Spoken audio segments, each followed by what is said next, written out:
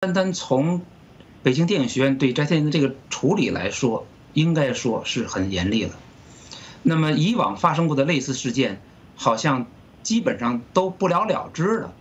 当时报道完之后，后来就没有后续的消息了。但这个确实给了民众一个交代。从这一点来说，北京电影学院确实这个事情处理得很严厉。但是我们知道，就是这件事情引发这么多的议论，能够搞到这么个程度，实际上背后应该说，当局在推波助澜，在利用这件事情。我们知道，当局对舆论的控制能力是非常强的。假如当局不希望外界关注这个话题的话，完全可以在极短的时间内让这个话题归于沉寂。我们知道以往有很多比这个更引起民愤的话题，很快就被消失掉了。